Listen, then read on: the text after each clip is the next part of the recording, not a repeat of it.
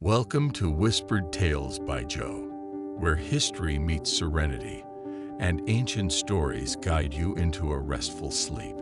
Here, we explore the wonders of the past, weaving tales that soothe the mind and spirit, helping you unwind and drift away.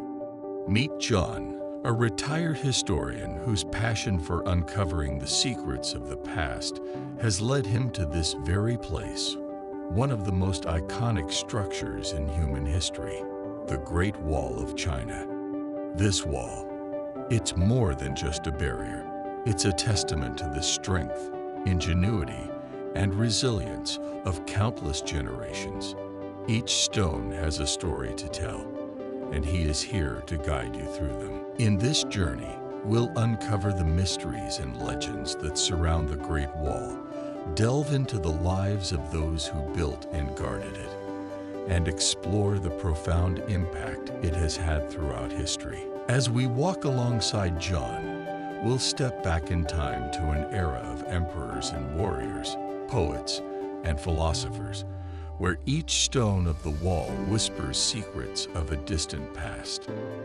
Together, we'll explore these tales, letting the gentle cadence of history lull you into a peaceful slumber. So, join him as we unravel the stories of the Silent Watchers, the guardians of this magnificent wall. Let's embark on this journey together, and may these tales bring you peace and tranquility. My name is Joe, and let history guide you to a peaceful sleep. As the first light of dawn caresses the ancient stones of the Great Wall, a soft golden hue spreads across the landscape, bringing the silent sentinel to life. The air is crisp and still, carrying with it the faint whispers of history, as if the wall itself is slowly waking from its slumber. Far below, the rolling hills and valleys remain cloaked in the cool shadows of the night, their contours gradually emerging as the sun ascends the horizon. In this tranquil hour, the wall appears endless, a serpentine ribbon of stone winding its way across the rugged terrain, stretching out toward the heavens. The watchtowers, standing proud and tall, cast long shadows that reach across the battlements, mingling with the morning mist that clings to the ground like a delicate veil. The silence is profound, broken only by the occasional rustle of leaves in the nearby forests and the distant calls of birds beginning their day. The vastness of the wall is humbling, a testament to the endurance and determination of those who built and guarded it.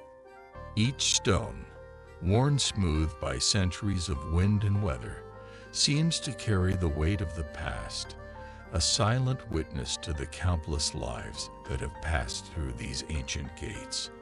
As the sun continues its slow rise, the wall's surface warms, and the mist begins to lift, revealing more of its winding path as it climbs and descends over the ridges, disappearing into the far-off mountains. In this serene moment, time feels suspended. The wall, a bridge between earth and sky, stands as a symbol of both strength and solitude, a guardian of secrets long forgotten. The peaceful morning light bathes the scene in a soft, ethereal glow, creating a sense of reverence and awe. It is in these quiet moments, at the break of day, that the true majesty of the Great Wall is revealed, not just as a marvel of human engineering, but as a living monument to the perseverance of the human spirit. In the midst of this quiet majesty, a solitary figure appears on the wall, his silhouette outlined against the glowing sky. John, a retired historian, walks slowly along the ancient path, his steps measured and deliberate. His once dark hair has turned a dignified white, a testament to the many years he has spent delving into the mysteries of the past. Clad in a simple coat, with a notebook tucked under his arm. John's presence here is not merely as a visitor, but as a seeker of stories buried deep within the stones. John's gaze moves thoughtfully over the landscape, taking in the vastness of the wall as it stretches endlessly before him. His mind is a repository of knowledge, filled with the tales of emperors, generals, and the countless nameless workers who toiled to raise these formidable defenses. Yet, as he stands here, the weight of history feels almost overwhelming, and he pauses, resting his hand on the cool surface of the wall, as if drawing strength from its ancient resilience.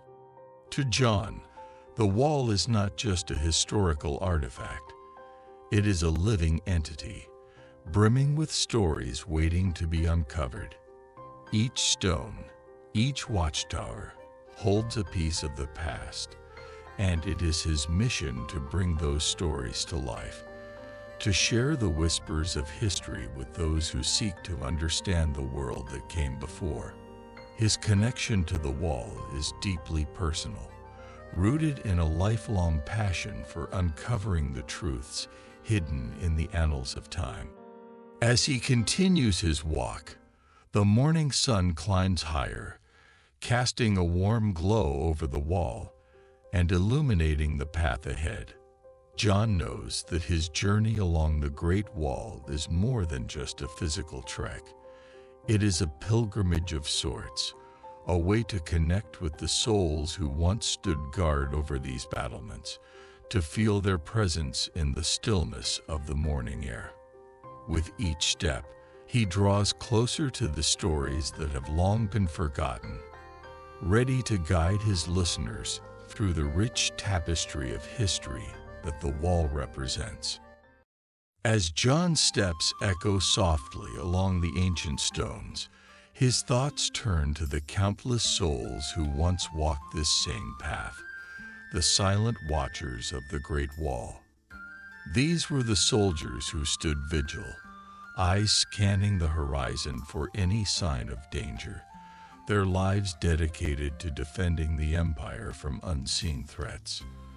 Clad in armor that offered little protection against the biting cold or searing heat, they were the guardians of this colossal barrier, their loyalty unwavering despite the harsh conditions they endured. But the soldiers were not alone in their silent watch.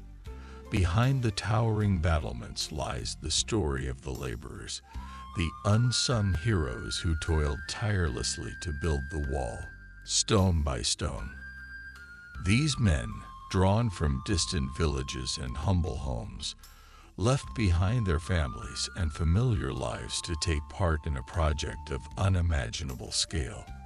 Their hands, rough and calloused, bore the weight of history as they shaped the wall that would stand for millennia. Many never returned home, their bones resting beneath the very stones they laid. John knows that the wall is more than just a structure. It is a monument to the perseverance, sacrifice, and silent strength of these men. Their voices, though long faded into the wind, are still present in the wall's every curve and contour. As he continues his journey, John is reminded that the Great Wall is not merely a relic of the past, but a living testament to the human spirit, a tribute to the silent watchers who gave their lives in its shadow. As the first light of dawn illuminates the wall, John recalls an ancient Chinese proverb, Qian Lai Ji Xing, Shi Yu Zhu Xia. A journey of 1,000 miles begins with a single step. This wisdom, often attributed to Laozi, resonates deeply here, at the start of John's journey along the Great Wall. It serves as a reminder that every monumental task, whether building a wall to guard an empire or seeking to understand its history, begins with a single, purposeful action. The wall, with all its vastness and grandeur, stands as a testament to the power of persistence and the quiet resolve to see a vision realized, step by step, stone by stone. As the words of Laozi resonate in the stillness of the morning, John feels a deep connection to the countless steps taken by those who came before him. Each stone beneath his feet, each curve of the wall, carries the weight of history, history written not by emperors alone, but by the hands of soldiers and laborers who dedicated their lives to this monumental task. These silent watchers, both builders and defenders, were the lifeblood of the wall, their presence etched into its very foundation. The proverb, "A journey of 1,000 miles begins with a single step," is not just a reflection of the wall's construction, but also a testament to the daily vigilance of the soldiers who stood watch here. As the sun climbs higher in the sky, casting a warm light over the wall's ancient stones, John's thoughts turn to those soldiers, men who, day after day, fulfilled their duty under the vast expanse of sky. As the morning sun spreads its warmth across the wall, the soldiers rise to meet the day. Their armor clinks softly as they prepare for their daily duties, a routine as old as the wall itself. Theirs is a life of constant vigilance, a never-ending cycle of watchfulness that begins with the first light of dawn and does not end until nightfall. These men, stationed at various points along the wall, are the guardians of an empire, their eyes ever watchful for the slightest hint of danger. By day, the soldiers patrol the wall's expansive length, their steps measured and deliberate as they scan the horizon for any sign of movement. Their hands grip their weapons tightly, fingers brushing against the worn leather of their hilts, a small comfort in a landscape that offers little reassurance. The vastness of the terrain before them is both awe-inspiring and daunting, a reminder of the enormity of their task. But their duties extend beyond mere watchfulness. The soldiers are also responsible for maintaining the wall, ensuring that its formidable defenses remain intact. Under the scorching sun or in the biting wind, they work together to repair crumbling stones, clear debris, and reinforce weak points. It is grueling, unrelenting work, but it is necessary to keep the wall strong and impenetrable. The physical demands of their duties are matched only by the mental strain of their constant vigilance. The weight of responsibility presses heavily upon their shoulders, and the long hours of solitude take their toll. Yet in these moments, camaraderie among the soldiers becomes a lifeline. A shared meal, a brief conversation, or a simple nod of acknowledgement can ease the burden, even if only for a moment. As they walk their patrols, the soldiers often encounter villagers who live in the shadow of the wall. These interactions, though brief, offer a glimpse into the lives of those they protect. The villagers bring news, supplies, and sometimes a kind word, a small but meaningful connection to the world beyond the wall. For the soldiers, these moments of contact are a reminder of the larger purpose they serve, of the lives that depend on their vigilance. Yet, despite these connections, there is a profound solitude that defines their existence. The wall, with all its grandeur, is also a place of isolation, where the vastness of the landscape mirrors the inner solitude of the men who guard it. The soldiers' lives are a study in contrasts, between the camaraderie they share and the loneliness they endure, between the beauty of the wall and the harshness of their duties, between the life they live and the sacrifices they make. As the day progresses, the sun reaches its zenith, casting harsh shadows across the wall. The heat becomes oppressive, the stones beneath their feet radiating the sun's intensity. The soldiers' patrols grow more arduous, their steps heavier, and their focus sharper. Every sound is magnified in the still air, the distant rustle of leaves, the cry of an eagle high above, the faint murmur of the wind. Each noise could signal a potential threat, and so the soldiers remain alert, their senses heightened by the tension that fills the afternoon air. In the afternoons, the soldiers might gather in small groups to share a meal, the rations simple but sustaining.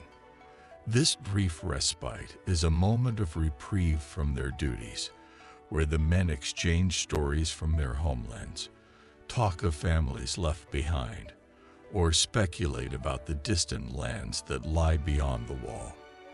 These moments of shared humanity offer a break from the monotony and provide a sense of connection, a reminder that they are not alone in their vigil.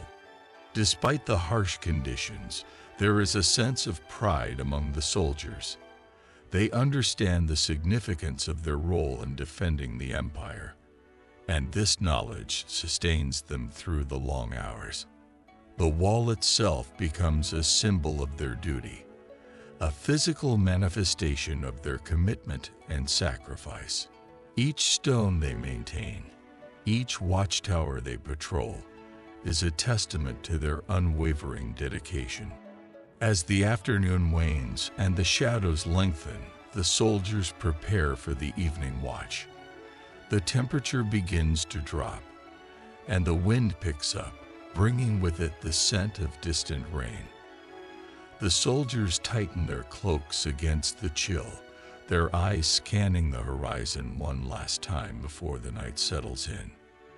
The day may be drawing to a close, but their vigilance never wavers. For these men, the wall is not just a barrier against invaders. It is a living entity, demanding their constant attention and care. As John walks along the wall, he can almost hear the echoes of these men. Their footsteps, their voices, their thoughts carried on the wind. The wall, in its silent strength, stands as a monument not only to the emperors who ordered its construction, but to the soldiers who watched over it day after day, year after year. Their vigil, though unheralded, is as much a part of the wall's story as the stones themselves. As John continues his walk along the wall, he reflects not only on the soldiers who kept vigilant watch, but also on those who came before them, the countless laborers who gave their strength, their sweat, and often their lives to construct this colossal barrier. The wall that now stands as a testament to the soldiers' unwavering duty was born from the hands of these unsung heroes. The wall, in its entirety, is a blend of the soldiers' enduring watch and the laborers' relentless toil, both forces intertwined in its creation and preservation. As night falls and the soldiers prepare for their evening watch, John is reminded that this cycle of protection and maintenance has been ongoing for centuries, beginning long before the wall was fully formed. It was these early days of construction that John now recalls, a time when the call to build the wall echoed through the empire, summoning laborers from all walks of life. Farmers, craftsmen, and scholars alike left their homes, driven by duty or desperation, to contribute to a project that would reshape the very landscape of their world. The call to build the Great Wall reached far and wide, echoing through the villages, towns, and cities of the empire. Laborers were gathered from all corners of the land, many of them farmers, craftsmen, and even scholars who had little choice but to heed the emperor's command. For some, it was a sense of duty that drove them to the wall. For others, it was desperation, as famine and poverty left them with no other option. Families were torn apart as men were taken from their homes, sometimes never to return. As they arrived at the construction site, the laborers were met with the overwhelming sight of the wall in its early stages. The task ahead seemed impossible. An endless line of stones stretching across the rugged landscape, rising up steep mountains and descending into deep valleys. The scale of the project was beyond anything they had imagined, and yet there was no turning back. The laborers set their minds to the task, knowing that their lives would be forever changed by the work they were about to undertake. The arrival marked the beginning of a new chapter in their lives, one defined by relentless toil and sacrifice. Many carried with them only the barest of belongings, a small bundle of clothes, a keepsake from home, or perhaps a letter from a loved one. These simple items served as a reminder of the lives they had left behind, of the families waiting anxiously for their return. But as they stood before the wall, the enormity of their task pushed all thoughts of home aside, replacing them with the harsh reality of their new existence. The labor of building the wall was relentless. From dawn until dusk, the workers toiled under the unforgiving sun or in the bitter cold, their hands raw from handling the rough stones. They dug deep into the earth to lay the foundation, carried massive stones on their backs, and erected the towering walls that would stand for centuries. The work was backbreaking, and the tools primitive, yet the laborers pressed on, driven by a mix of fear, duty, and the hope that their sacrifice would be remembered. Each day was a battle against the elements and the limits of human endurance. The heat of summer scorched their skin, while the cold of winter froze their bones. Many worked without proper clothing or protection, their bodies exposed to the harsh conditions that defined life on the wall. The wall rose slowly, inch by inch, a testament to their perseverance. Despite the exhaustion, there was a rhythm to their work, a rhythm that echoed the beating of their hearts and the relentless march of time. They labored in teams, their movements synchronized, their voices raised in songs or chants that helped them keep pace with the grueling work. The monotony of their days was occasionally broken by the arrival of supplies, food, water, and sometimes medicine. These brief moments of reprieve were welcome, but they were never enough. The food was often scant, the water brackish, and the medicine ineffective against the myriad ailments that plagued the laborers. Yet even in the face of such adversity, they found ways to endure. They developed techniques to ease the burden of their work, creating makeshift tools from the materials at hand, or devising methods to lift the heaviest stones with less effort. But the wall demanded more than just sweat and effort. It demanded lives. Many laborers perished from exhaustion, their bodies unable to withstand the relentless pace and harsh conditions. Hunger and disease claimed others, their strength sapped by inadequate rations and the brutal environment. The dead were often buried within the wall itself, their bones becoming part of the structure they had worked so hard to build. For those who survived, the memories of the wall were etched deeply into their souls. They had given everything, left their homes, sacrificed their health, and risked their lives. The wall stood as both a monument to their endurance and a graveyard for those who had fallen. It was said that the cries of the laborers could still be heard on the wind, a haunting reminder of the price that was paid. The physical toll was matched by an emotional burden.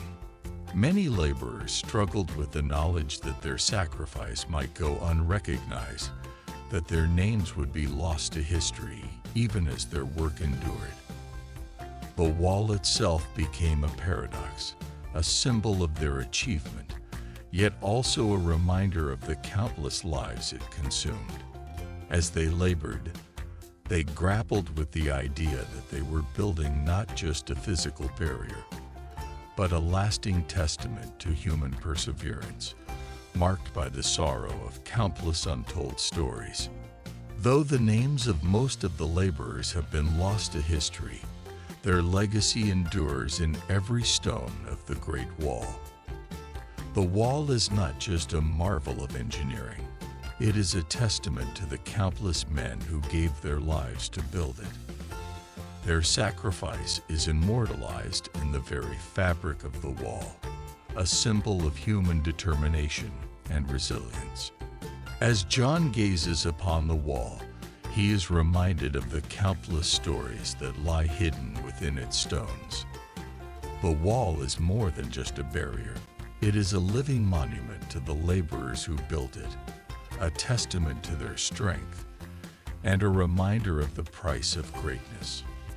The wall, in all its grandeur, is their legacy, a legacy it will stand for as long as the wall itself.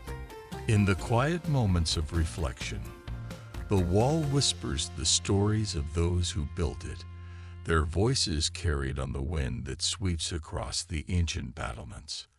Each stone, carefully placed, holds a piece of their spirit, a silent testament to their dedication and sacrifice.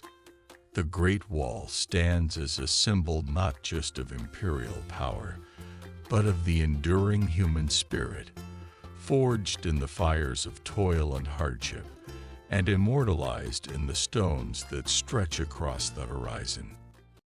John descends from the wall to visit the nearby villages, imagining how the villagers interacted with the soldiers. He walks through what remains of these ancient communities, seeing the wall from their perspective, both as a protector and a barrier. As John listens to the wind rustling through the trees, he contemplates the lives of those who lived in the wall's shadow, their reliance on the wall for protection, and the cultural and social impact it had on their daily existence. In the villages that dotted the landscape beneath the Great Wall, life carried on with a quiet resilience. The villagers rose with the sun, much like the soldiers above them, their days filled with the rhythms of farming, tending to livestock, and managing the small but vital tasks that sustained their families.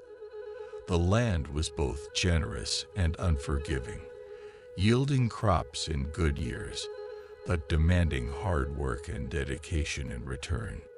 For these villagers, the wall was a constant presence. It cast long shadows over their homes and fields, a reminder of the empire's reach and the protection it provided. But the wall was also a source of uncertainty, a barrier that separated them from the unknown lands beyond. It was a symbol of both security and isolation, a duality that shaped their existence. Despite the wall's looming presence, the villagers found a way to coexist with it, integrating its stone form into the backdrop of their daily lives. The wall was as much a part of their environment as the mountains and rivers that surrounded them. They lived in its shadow, but they were not overawed by it. Instead, they developed a practical relationship with the wall, seeing it as both a protector and a silent neighbor. The seasons dictated the rhythm of life in these villages. In spring, fields blossomed with crops, and the villagers worked from dawn until dusk, their hands stained with the earth's rich soil. Summer brought long days of relentless heat, the sun baking the fields and the wall alike. The villagers would often seek refuge in the cool shadows of their homes, glancing occasionally at the wall, which seemed to shimmer in the distance.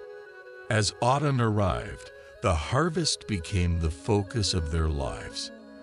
The fields turned golden, and the villagers reaped the rewards of their hard work, storing food for the winter months ahead. The wall, ever present, watched over these activities, a silent witness to the cycle of life. Winter brought snow and cold winds that swept down from the mountains, and the villagers huddled inside their homes, the wall now a distant, snow-covered guardian. The villagers and soldiers shared a unique relationship, one born out of necessity and proximity. While the soldiers were guardians of the empire, the villagers became their lifeline, providing food, water, and news from the outside world. In return, the soldiers offered protection and, at times, companionship. The villagers would often trek up to the wall, their baskets heavy with provisions, their faces weathered by the same elements that battered the wall. Children, too, were drawn to the wall, their curiosity piqued by the soldiers who seemed both fearsome and fascinating. They would linger near the soldiers, watching as they practiced drills or repaired sections of the wall. Sometimes, a soldier would smile and offer a small token, a piece of fruit, a carved wooden toy, or even a kind word. These simple gestures helped to bridge the gap between the two worlds, creating a bond that, though unspoken, was deeply felt. Market days were especially lively, with villagers and soldiers mingling in the open spaces near the wall. The air would be filled with the sounds of bartering, laughter, and the clink of coins. Soldiers would purchase fresh produce, meats, and sometimes small luxuries like incense or sweets to remind them of home. In these moments, the wall felt less like a dividing line and more like a gathering point, a place where different lives intersected, even if only briefly. Festivals and celebrations also provided opportunities for villagers and soldiers to interact more freely. During the Lunar New Year, the villagers would bring offerings of food and drink to the soldiers, thanking them for their protection. In return, the soldiers would sometimes join the festivities, their stern faces softening as they shared in the joy and camaraderie of the celebration. These moments of shared humanity were rare but treasured, reminding both villagers and soldiers of the simple pleasures that life offered, even in the shadow of the wall. For the villagers, the wall was more than just a towering structure of stone. It was a symbol of imperial power and a guardian that stood between them and the unknown. On one hand, it provided a sense of security, a barrier that kept invaders at bay and ensured the safety of their homes and loved ones. On the other hand, it was a reminder of their isolation, a wall that separated them from the vast world beyond, a world they could only imagine. In the quiet of the night, as the villagers gathered around their hearths, the wall loomed in the distance, a silent sentinel against the backdrop of the starry sky. It was a presence that was both reassuring and imposing, a symbol of the empire's might and the villagers' place within it. The wall, for all its grandeur, was as much a part of their lives as the earth they tilled and the homes they built. It was a protector, a divider, and a constant companion in their daily existence. Generations of villagers had lived and died under the wall's watchful gaze, their stories woven into the fabric of its history. Elders would often recount tales of the wall's construction, of the great efforts and sacrifices made to raise it, and of the times when its presence had protected them from harm. But they would also speak of the wall as a barrier, a boundary that confined them to a life of simplicity and isolation, far from the bustling cities and courts of the empire. For some, the wall represented a yearning for the unknown, a desire to see what lay beyond its towering height, to explore the world that was hidden from view. For others, it was a comfort, a reminder that they were safe within its shadow, protected from the chaos and danger of the outside world. The wall, in all its complexity, was both a blessing and a curse, a structure that defined the very essence of life in its shadow. As the villagers and soldiers went about their daily lives, bound together by the rhythms of the land and the watchful presence of the wall, there was an unspoken understanding that their existence was shaped by forces greater than themselves. The wall was a testament to the perseverance and duty of countless individuals, those who had toiled to build it, those who stood guard upon its heights, and those who lived in its shadow. In the quiet moments of reflection, when the work of the day was done and the fires burned low, the villagers and soldiers alike would often find solace in the words of ancient wisdom. These words, passed down through generations, resonated deeply with their experiences, offering both comfort and guidance in the face of their challenges. One such proverb, often recited by the elders, captured the essence of their shared struggle: Jian Ren Buba, Tai Chu Mo Cheng Zhen. Perseverance prevails. Even a pestle can be ground down to a needle. This simple yet profound saying spoke to the relentless effort and unwavering determination that defined their lives.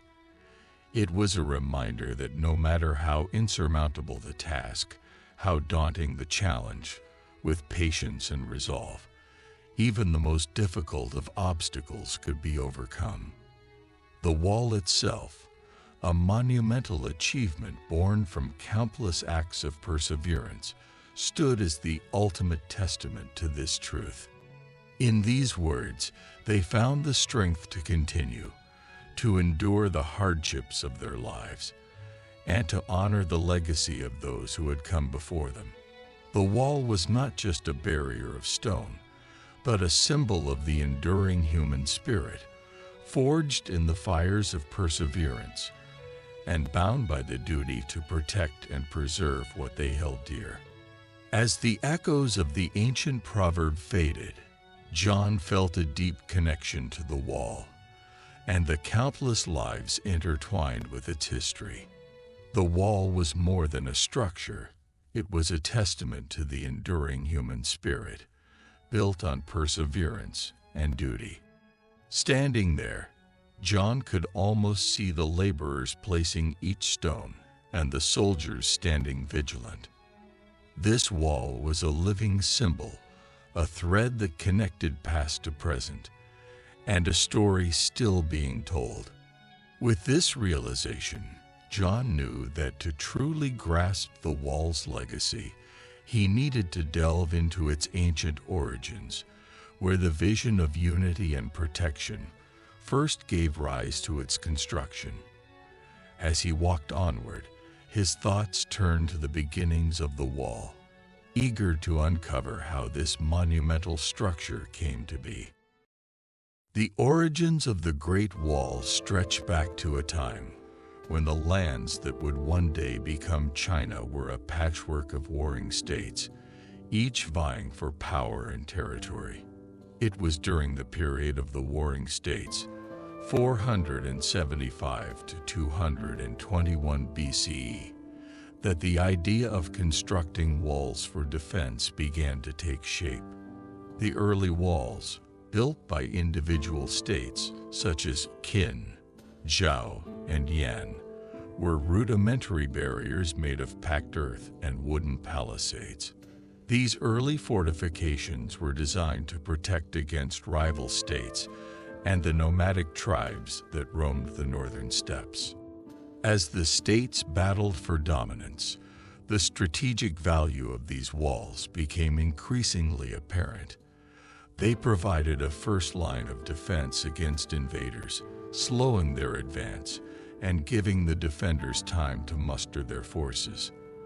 But these early walls were fragmented, built in isolation from one another, and lacked the unity that would later define the Great Wall. The true beginning of the Great Wall as a unified structure came with the rise of the Qin Dynasty. In 221 BCE, Qin Shi Huang, the first emperor of China, succeeded in unifying the warring states under his rule. With the empire now consolidated, he turned his attention to securing its borders, particularly the northern frontier, which was vulnerable to incursions from the Qiannu, a confederation of nomadic tribes. Qin Shi Huang's vision was grand in scope. He ordered the construction of a continuous wall that would link the existing state walls and extend them to form a single, unbroken line of defense. This was no small task.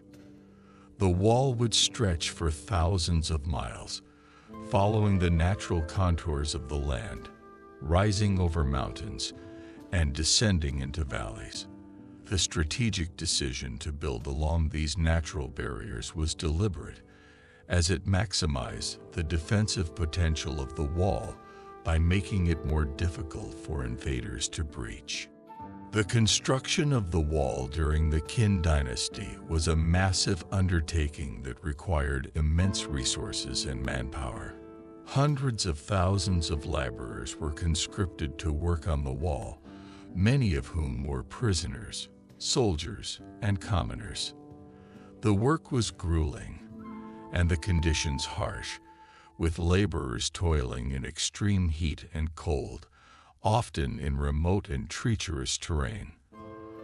The wall was built primarily of tamped earth, which was packed tightly to form a solid defensive structure. In some areas, stone and brick were used, particularly where the wall crossed mountainous regions. As the wall began to take shape, it became more than just a physical barrier. It was a symbol of the emperor's power and the unity of the newly formed empire. The wall not only protected the empire from external threats, but also served to control and monitor the movement of people within the empire, particularly along the Silk Road, which was a vital trade route connecting China to the West. Despite the enormity of the task, the construction of the wall was completed with remarkable speed, a testament to the organizational prowess of the Qin administration. The wall that Qin Shi Huang built was not the wall we see today. Much of it has been lost to time, eroded by the elements, or dismantled by later generations. However, the foundations laid during his reign set the stage for future dynasties to expand and reinforce the wall, transforming it into the iconic structure that endures today. The ancient beginnings of the Great Wall were marked by a combination of strategic foresight, imperial ambition, and the relentless determination of those who built it. The wall was born out of a need to protect and consolidate an empire, and it grew into a symbol of China's enduring strength and resilience.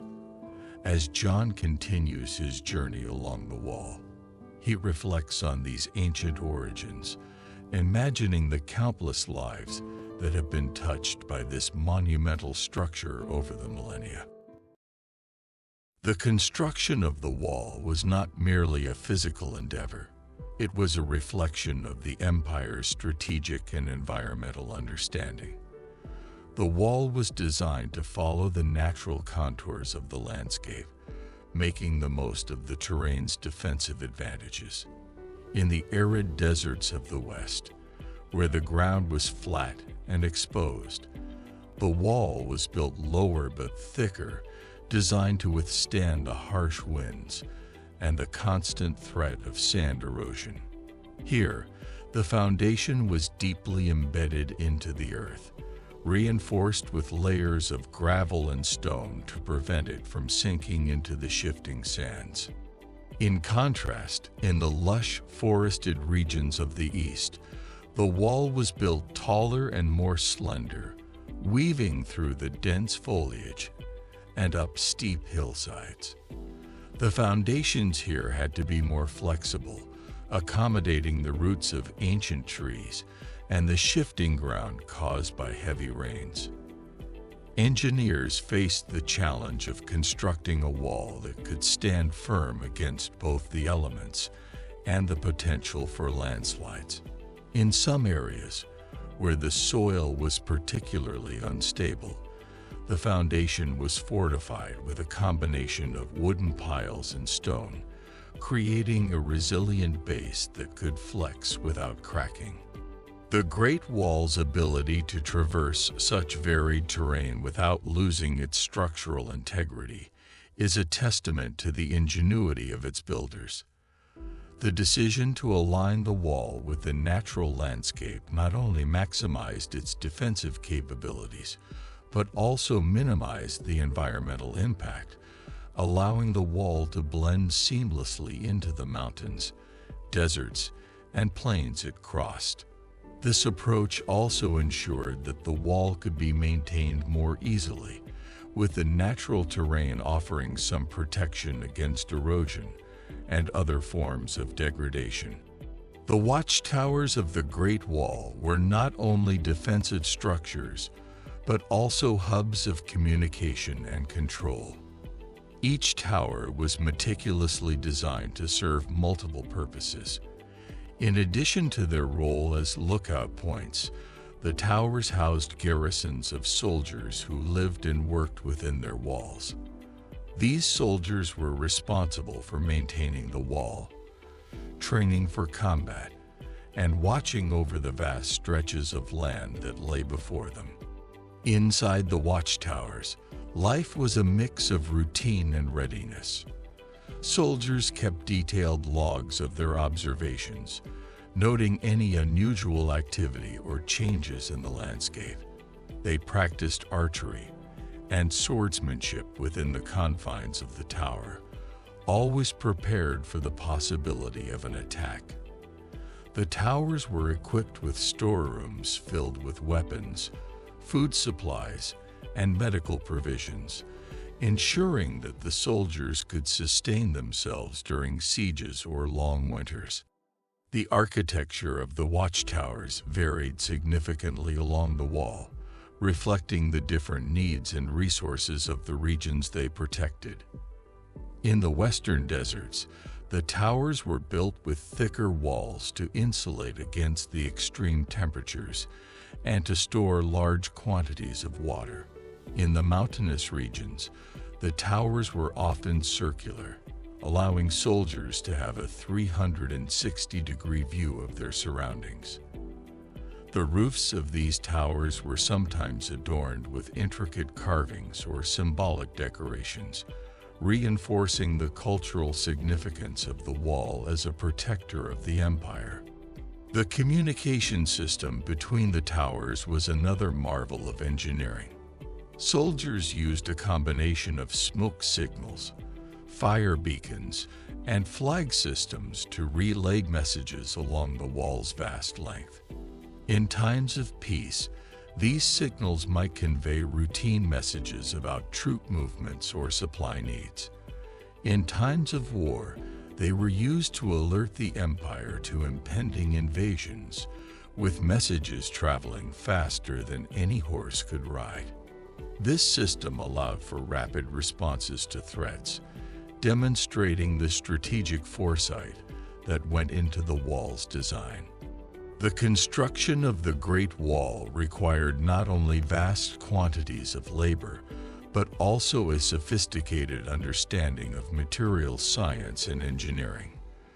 The builders had to adapt their methods to the diverse environments they encountered, using whatever materials were most abundant and suitable for the conditions. In the early sections built during the Qin Dynasty, rammed earth was the primary material. This technique involved compacting layers of earth, gravel, and straw between wooden frames.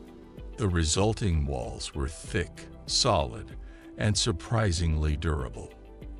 Over time, as the wall was expanded and reinforced, more advanced materials like brick and stone were introduced, particularly during the Ming Dynasty, when the wall saw its most extensive construction. The decision to use brick and stone was not only a matter of durability, but also one of aesthetics and symbolism. Bricks were uniform in size and shape, allowing for a smoother, more refined appearance. This was particularly important in the regions near the capital, where the wall was a symbol of the empire's power and sophistication. Stone, on the other hand, was used in more remote areas where it was readily available and offered greater strength against the elements. The process of building with these materials was labor-intensive. Bricks were fired in massive kilns, then transported to the construction sites by laborers, who carried them on their backs or used carts and sleds. Stones were quarried from local mountains, shaped by stonemasons, and then carefully placed into the wall. The use of lime mortar to bind the stones and bricks together was a crucial innovation, as it provided the wall with additional strength and helped to prevent water from seeping in and weakening the structure. The construction techniques also included the use of scaffolding, pulleys, and ramps to move materials up steep inclines and position them precisely within the wall. The builders employed a mix of traditional craftsmanship and ingenious solutions to overcome the challenges presented by the landscape. For example, in areas where the wall crossed rivers, the builders constructed stone bridges and aqueducts to maintain the continuity of the wall without disrupting the natural flow of water. The result was a structure that was not only formidable, but also remarkably adaptable to its environment. The Great Wall stands today as a testament to the skill, ingenuity, and determination of those who built it, a symbol of both the empire's power and the collective effort of countless laborers, engineers, and soldiers. As John studies maps and reads historical accounts, he envisions the wall expanding across the landscape, connecting with the different dynastic visions that shaped its growth. He reflects on how each dynasty left its mark on the wall, contributing to the grand structure that stands today. Walking along the wall's most fortified sections, John considers the Ming Dynasty's commitment to reinforcing and expanding the wall. He feels the weight of history beneath his feet, acknowledging the centuries of labor and leadership that transformed the wall into a symbol of Chinese civilization. The Great Wall, as it stands today, did not emerge all at once but evolved across centuries, undergoing numerous expansions and reinforcements. After the initial work done by Qin Shi Huang, subsequent dynasties, especially the Han and Ming, continued to build upon this foundation, expanding the wall to meet the changing needs of the empire. During the Han Dynasty, 206 BCE 220 CE, the wall was extended further west, beyond the territories covered by Qin's original wall. The Han rulers recognized the importance of securing the Silk Road trade routes, which connected China to Central Asia and beyond. The wall was not only a military barrier, but also a means of protecting valuable economic interests. This era saw the construction of new fortifications in the harsh deserts of what is now Gansu and Xinjiang, where soldiers guarded the frontier against nomadic incursions and ensured the safe passage of merchants and goods along the trade routes. Under the direction of the Han generals, the wall took on new strategic importance, serving both as a defensive structure and a symbol of the empire's reach and power. It was a vital part of the Han's broader military and economic strategy, helping to secure the empire's borders and protect the growing trade networks that were essential to China's prosperity. Despite these expansions, the wall remained a work in progress, constantly being rebuilt, repaired, and reinforced by later dynasties. Each ruler who contributed to the wall's development did so with a unique set of priorities, whether focused on defending against nomadic tribes, securing trade routes, or reinforcing the empire's strength and unity. The most extensive expansion and reinforcement of the Great Wall occurred during the Ming Dynasty, 1368 to 1644. Unlike the earlier Qin Wall, which was built primarily for defense against northern tribes, the Ming Wall was constructed in response to a new threat: the Mongols. After the fall of the Mongol-led Yuan dynasty, the Ming emperors were determined to prevent any resurgence of Mongol power, leading to an unprecedented effort to strengthen and extend the wall. The Ming Wall was built with far more durable materials than its predecessors. Bricks and stone replaced rammed earth as the primary construction materials, allowing the wall to withstand both the elements and military assaults. The Ming engineers also introduced advanced defensive features, including the construction of larger and more sophisticated watchtowers, signal towers, and garrison stations. These towers were placed at regular intervals along the wall, creating a highly effective communication network that could quickly relay messages across vast distances. The strategic placement of the Ming Wall followed the contours of the land, but also took into account the latest military tactics and the lessons learned from previous dynasties. The wall was extended to protect key passes and border towns, and its height and thickness were increased to make it more resistant to attacks. The sections of the wall built during the Ming Dynasty are the ones most commonly associated with the Great Wall today, especially those near Beijing, such as the sections at Battling and Mushanyu. The Ming Dynasty's commitment to the wall was also reflected in its continuous maintenance and reinforcement. Unlike earlier dynasties, which often allowed the wall to fall into disrepair after its initial construction, the Ming emperors invested heavily in its upkeep. This ensured that the wall remained a potent symbol of the empire's strength and a practical defense against incursions.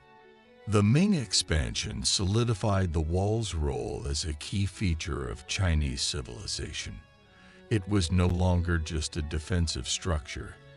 It became a symbol of national pride and an enduring testament to the engineering prowess and determination of the Chinese people. As John stands atop the Great Wall, gazing out over the vast landscape, he reflects on the countless lives and immeasurable effort that went into its construction. The wall, with all its grandeur and scale, is a testament to the dedication and perseverance of those who built it, and it calls to mind the wisdom of ancient philosophers who spoke of such virtues. John begins to recite a verse from Confucius, whose teachings have long resonated with the spirit of hard work and commitment. Gong Yushan Qi Shi, Bai Xian Li Qi Qi. If one desires to do a good job, one must first sharpen one's tools.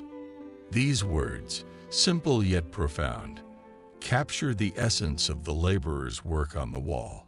It was not just physical strength that built this monumental structure, but also the careful preparation, planning, and relentless pursuit of excellence that defined their efforts. The wall stands as a reflection of this truth, a structure that could only be realized through the meticulous attention to detail and the sharpening of both skills and tools. But John doesn't stop with the words of Confucius. He feels that the wall, with its sweeping vistas and silent strength, also deserves a poetic tribute that speaks to the soul of those who toiled here. He recalls a famous verse by Wang Wei, a Tang Dynasty poet, which resonates deeply with the scene before him. Shan Chuan Yai Yu, Feng Yu Tong Tian. Mountains and rivers may separate us, but the wind and moon share our sky. This verse, often recited in moments of reflection, speaks to the shared experience of those who worked on the wall, no matter their origins. The wall, stretching across mountains and rivers, was built by people from different lands, yet all of them were united by a common purpose. The wind that swept across the wall and the moon that illuminated its stones were witnesses to their collective effort.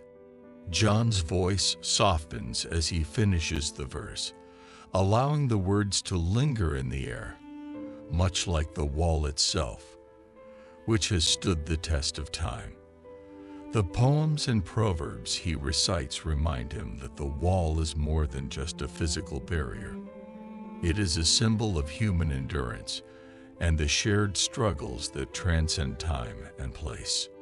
With these reflections, John continues his journey along the wall, carrying with him the wisdom of the past and the silent stories embedded in the stones beneath his feet. As John recites the ancient verse, the day slowly gives way to evening, and the sun dips below the horizon, and the moon gets up in the sky. The wall, once bathed in the warm glow of daylight, now takes on a different character under the twilight sky. The shifting light casts long shadows across the stones, and the wall begins to blend with the encroaching darkness. It's a transformation that signals a change not only in the landscape but in the atmosphere as well, a transition from the bustling activity of the day to the quiet solitude of the night. As night falls, the wall stands as a silent sentinel under the vast expanse of the starry sky. The bustling energy of the day fades, leaving behind a deep, contemplative stillness that envelops the ancient stones. John, ever the reflective historian, finds a secluded spot along the wall where he can immerse himself in the profound quiet of the night. Here, the wall seems to stretch endlessly into the darkness, its form both imposing and mysterious. In this solitude, John's thoughts turn to the soldiers who once kept vigil along these very walls. The night watch was a time of heightened awareness, where every rustle of the wind or distant howl of a wolf could stir the imagination. For the soldiers, the night brought with it a sense of isolation. As they stood alone or in small groups, their senses attuned to the slightest movement in the shadows. The vastness of the landscape, now cloaked in darkness, added to their sense of vulnerability, as if the world beyond the wall was filled with unseen dangers. John imagines the soldiers peering into the night, their eyes straining to make out shapes in the gloom. The stars, scattered like diamonds across the sky, offered little comfort, their cold light only emphasizing the emptiness of the night. The wall, usually a symbol of strength and protection, took on a more ominous presence in the darkness, its towering form casting deep, impenetrable shadows. The psychological toll of the night watch was significant. The soldiers, cut off from the warmth and light of the villages below, had only their thoughts for company. The silence, broken only by the occasional call of a nocturnal animal or the whisper of the wind, became a companion of sorts, a constant reminder of their isolation. For some, the quietude offered a chance for introspection, a time to reflect on their place in the world and the purpose of their duty. For others, it was a source of anxiety, as the mind conjured fears and uncertainties that were amplified by the darkness. As John continues his silent vigil, he is struck by the timelessness of the experience. The same stars that shone down on the soldiers centuries ago now illuminate his path. The same winds that swept across the wall in ancient times now ruffle his hair. He feels a deep connection to the past, as if the very stones beneath his feet are whispering the stories of those who came before him. The wall, in the stillness of the night, becomes a bridge between the present and the past, linking John to the countless souls who have walked this path before. The night also brought a heightened sense of duty for the soldiers. In the darkness, the wall was the only thing standing between the Empire and the unknown. Every shadow could hide a potential threat. Every distant sound could signal danger. The soldiers knew that their vigilance was all that stood between their homeland and destruction. This awareness weighed heavily on them, infusing their watch with a sense of solemn responsibility. John reflects on this as he stands alone under the stars. He imagines the soldiers, their faces illuminated by the pale light of the moon, their expressions a mix of determination and weariness. The wall, once bustling with activity during the day, now seems almost otherworldly, a place where time stands still and the past lingers just beneath the surface. The wall under the stars is a different world, one defined by quiet contemplation and a deep sense of solitude. For John, this experience is a reminder of the human element that defines history, the emotions, thoughts, and fears of those who lived through the events that shaped the world. As he looks out over the landscape, he feels a profound respect for the soldiers who stood watch here, their silent vigil a testament to their courage and dedication. John's journey along the wall continues, but the night has left its mark on him. The silence, the stars, and the solitude have deepened his connection to the wall and to the people who built and defended it. As he walks on, the wall seems to pulse with life, a living monument to the past, present, and future, forever watching over the land it was built to protect. With the descent of night, John continues his solitary walk along the Great Wall. The silence is profound, broken only by the occasional rustle of the wind and the distant hoot of an owl. The wall, bathed in the pale light of the moon and stars, takes on an almost mystical quality, its stones seeming to glow with a soft, ethereal light. It is in this quiet, otherworldly atmosphere that the ancient legends and stories of the wall come alive, weaving their way into John's thoughts. The Great Wall, with its immense length and ancient history, has always been fertile ground for stories and legends, especially those whispered in the dark of night. The soldiers who stood watch under the stars, Their senses heightened by the silence and the shadows, often found themselves confronting more than just the physical challenges of their duty. The night brought with it a different kind of tension, one born from the unknown and the unseen. It was a time when the imagination could easily transform a distant shadow into a lurking enemy, or the howl of the wind into the cry of a ghost. John pauses at a section of the wall where the stones seem older, more weathered.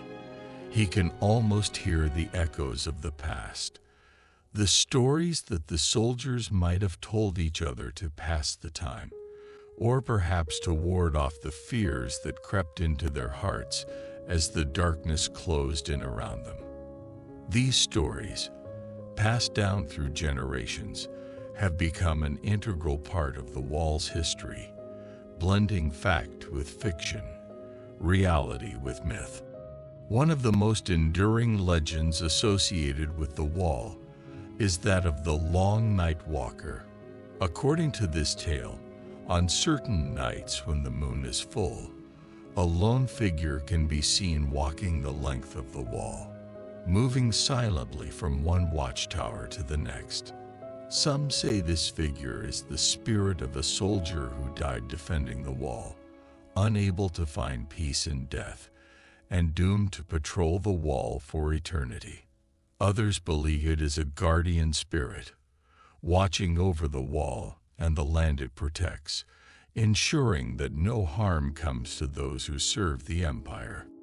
John imagines what it must have been like for the soldiers who first heard this story, standing alone on the wall, their eyes scanning the horizon, only to catch a glimpse of a shadowy figure moving in the distance. The fear that might have gripped them, the way their minds would race to explain what they saw, and the uneasy comfort they might find in the idea that, even in death, one of their own continued to guard the wall. Another story that has haunted the wall for centuries is that of the Weeping Stones. This tale tells of a section of the wall where, on particularly cold nights, the stones seem to emit a faint, sorrowful sound, a sound that some say is the weeping of the laborers who died during the wall's construction. According to legend, these stones were placed by the laborers who knew they would not live to see the wall completed, their tears absorbed by the earth, and the stones as they worked. The wall, built with the blood, sweat, and tears of countless souls, occasionally mourns their loss, its grief manifesting as a soft, mournful wail carried on the wind. John considers this story as he walks along the wall, his footsteps echoing in the stillness. He stops to touch one of the stones, feeling its cold, rough surface under his hand.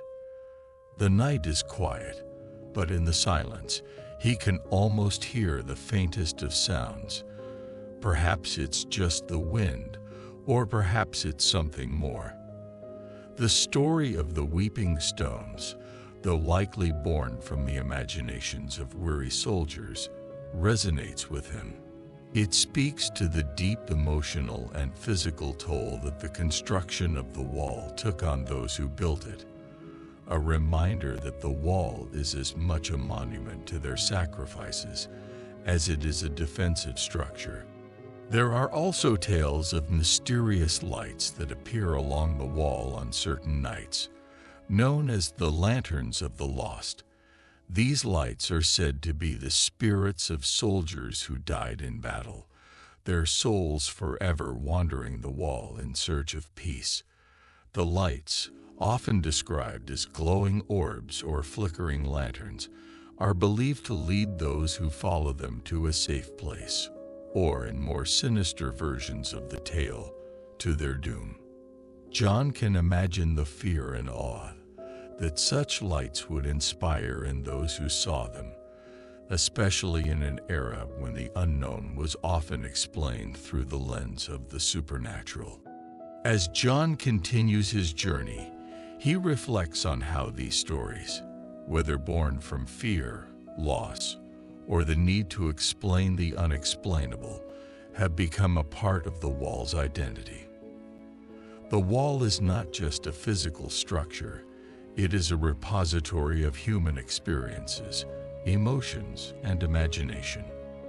The stories told by the soldiers and villagers who lived in its shadow have added layers of meaning to the wall, transforming it from mere stone and mortar into something far more profound, a place where the past and the present, the real and the imagined, intersect.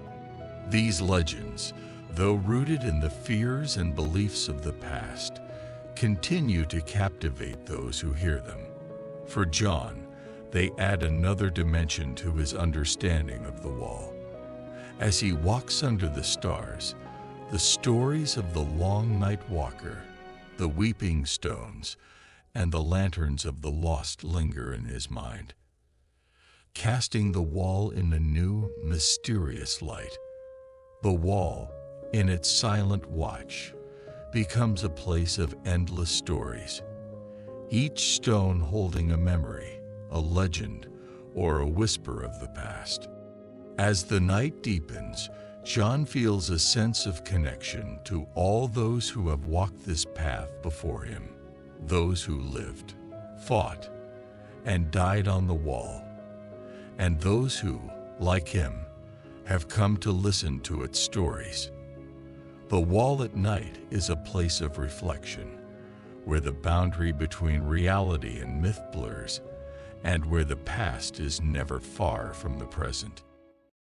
As the night grows darker and the tales of the wall's haunted past settle into a contemplative silence, John finds himself drawn to the power of poetry to capture the essence of the night. The stories he's reflected upon, the legends that have lingered in his mind, all seem to coalesce into a single profound realization. The wall, in its silence and solitude, is a living testament to the passage of time, the watchfulness of those who guarded it, and the inexorable flow of history. Standing alone on the wall, under the canopy of stars, John recites a poem by the Qin Dynasty poet Du Fu, whose verses capture the solemn beauty of the night and the quiet strength of those who stand watch. Ji Mo Han Yi Lai, Bian Guan Yu Ru Shuang, Mo Li Chang Cheng Xia, Zheng Ren Meng Wai Yang, Lu Zhang Shuang Han Zhang, I Ji Qi Kang Liang, Ren Ku Cheng Yi Lao, Gu Meng Jin Yu Chang, Yang Wang Xing He Wei, Sai Yuan Xin Zheng Sheng, Zheng Shan, Shu Zhu Ding, Wei Yu Tian Ji Dao, Yi Shen Yu Zheng Leng, Chang Cheng Ying Yi Chang, Tai Yi Go Han Gu, Zhuang Ji Fu Fei Shuang, Bu Zhan Gu Xiang Lu, Wei Yu Zheng Zhan Chang, Jin Xiao Shu Baiyan Guan, Yuan Zhen Meng Chang'an. In the lonely cold night, the moon by the frontier is like frost beneath the vast great wall. Soldiers' dreams have not yet ended. Heavy dew and frost weigh down. A mournful song rises from the desolate. People are gone. The wall grows old, yet the ancient dreams linger. Gazing beyond the Milky Way, the distant thoughts bring more sorrow. Who will rule these rivers and mountains? Only heaven knows. The night deepens, the moon grows colder. The wall's shadow stretches long, ironclad in cold bones. The grand ambition surrenders to the frost. No sight of the road home, only the battlefield remains. Tonight guarding the frontier, may your dreams be of Chang'an. This poem, with its haunting imagery and profound reflection on duty, loss, and the passage of time, encapsulates the very essence of the wall at night. It speaks to the silent struggles of those who stood watch, the dreams that sustained them, and the unyielding reality of their separation from home and loved ones. John allows the words to settle into the stillness, feeling the weight of the poem's melancholy and the depth of its connection to the wall, the night, the wall, and the memories of those who once guarded it seem to converge in this moment, creating a sense of unity between past and present, between the poet's words and the reality before him. The Great Wall, under the stars and the cold moonlight, is more than just a structure. It is a repository of countless dreams, hopes, and sacrifices. As John stands there, the poem lingering in his thoughts, he feels a deep connection to the wall and to the culture that built it, a connection that transcends time and space. With the recitation complete, John continues his journey along the wall, the poem's echoes still resonating in the night air, a fitting tribute to the endless watch and the eternal passage of time that defines the Great Wall. As dawn begins to break, casting the first light of day on the ancient stones, John reflects on how the Great Wall has come to embody the spirit of China itself today. In the modern world, the wall stands as a powerful symbol of strength, perseverance, and resilience. It is a reminder of the challenges overcome by those who built it, the sacrifices made by those who defended it, and the cultural legacy it represents. Today, the Great Wall is one of the most recognizable landmarks in the world, drawing millions of visitors each year. Tourists from all corners of the globe come to walk its length, to touch its stones, and to marvel at the sheer scale of the engineering feat that it represents. For many, the wall is not just a historical monument, but a symbol of human determination and the ability to create something enduring out of adversity. John pauses at one of the more restored sections of the wall, where modern repairs have been carefully blended with the ancient structure. He considers how the wall has been preserved, maintained, and in some cases, rebuilt to ensure its survival for future generations. This careful balance between preservation and restoration highlights the wall's significance not just as a historical artifact, but as a living monument that continues to inspire awe and admiration. In the 21st century, the Great Wall has also become a symbol of national pride for China. It represents the ingenuity, labor, and dedication of the Chinese people, serving as a testament to the country's long and storied history. The wall's image is often used in media, literature, and art as a metaphor for resilience, protection, and the strength of the human spirit. It is a source of identity and a touchstone for the nation's cultural heritage. As John walks along the wall, he imagines the countless photographs that have been taken here, images that capture both the timeless beauty of the wall and the way it has been embraced by the modern world. In some places, the wall stands alone against the rugged landscape, a solitary figure that speaks to the endurance of the past. In others, the wall is seen alongside the bustling cities and modern infrastructure that have grown up around it, a stark contrast that highlights the wall's role as a bridge between history and the present. John also thinks about the various efforts to protect and preserve the wall.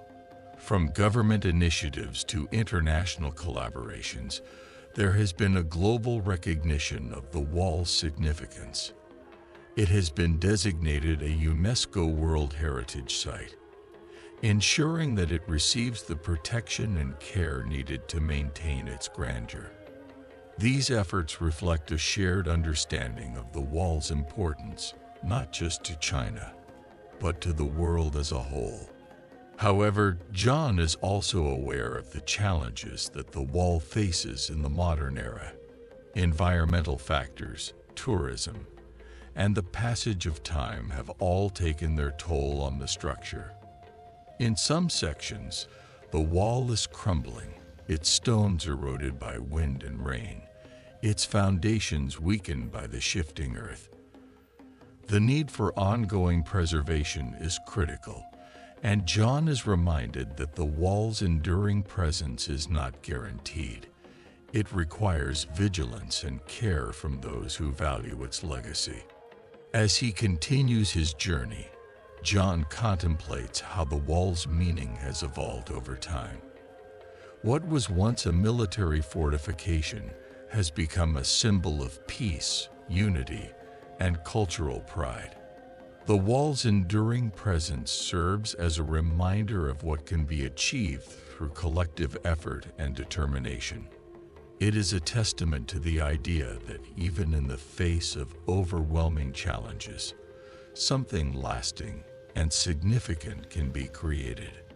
In this light, the Great Wall stands not just as a monument to the past, but as an inspiration for the future. It encourages us to think about our own legacies, the things we build and protect, and how they will be remembered by those who come after us.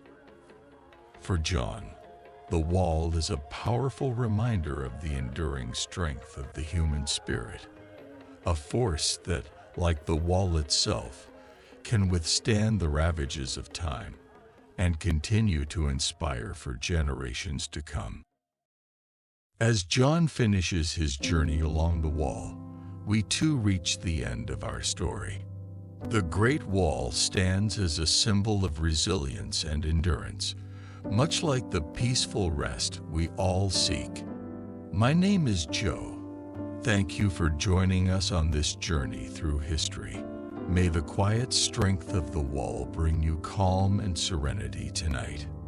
Good night, and may your dreams be peaceful. Sleep well, and we'll see you next time.